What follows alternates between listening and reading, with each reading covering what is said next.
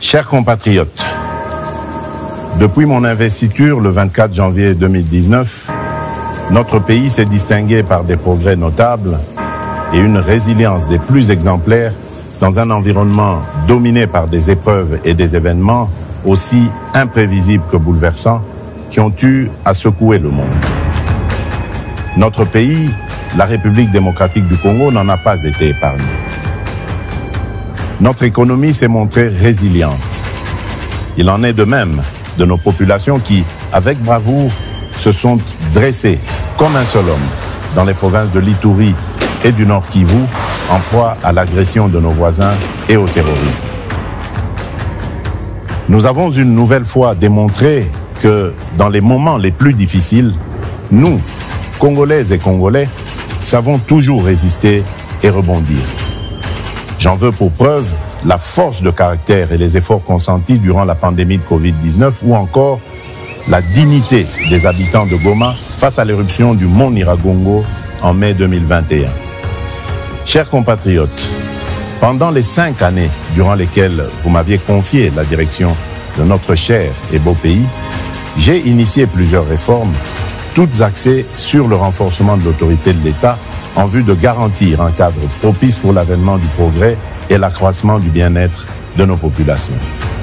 À cet effet, et convaincu que lorsque nous sommes unis, nous sommes plus forts et que notre force réside dans notre solidarité, j'ai initié en 2019 le programme de gratuité de l'enfant, ouvert un emploi décent, lui permettant de couvrir les besoins de sa famille.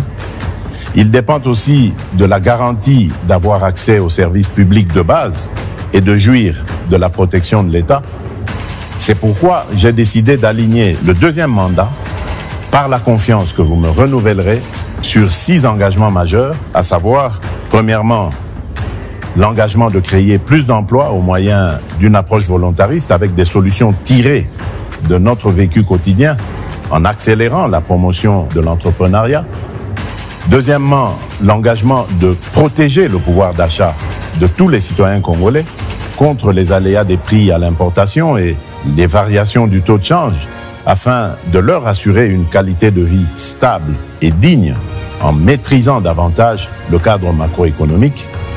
Troisièmement, l'engagement d'assurer avec plus d'efficacité la sécurité pour tous au moyen d'une restructuration profonde de l'appareil de sécurité et de défense ainsi que la sauvegarde de nos intérêts par le renforcement de l'Académie diplomatique congolaise. Quatrièmement, l'engagement d'intensifier la diversification de notre économie et d'accroître sa compétitivité en procédant par l'intégration de l'espace national en un marché unifié pour mieux la préparer à la transformation des produits agricoles et miniers bruts.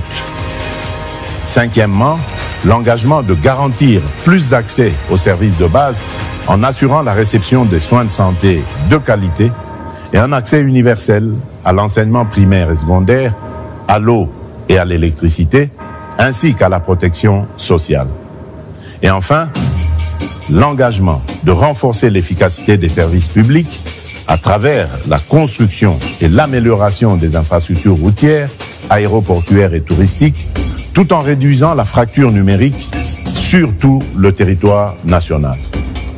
Oui, fort de tout ce que j'ai pu démarrer avec vous, ma conviction demeure qu'un nouveau Congo est réellement possible et je ne ménagerai aucun effort pour capitaliser sur les résultats déjà obtenus et les leçons apprises pour que cette vision de grandeur, tournée vers un futur meilleur, produise les résultats escomptés. Puisque nous avons déjà pris le train du progrès, ne prenons pas le risque le 20 décembre d'aller vers l'inconnu. Poursuivons sur cette lancée pour un Congo plus uni, mieux sécurisé et plus prospère. Je suis Félix-Antoine Tshisekedi Tshilombo et le 20 décembre, je suis le numéro 20.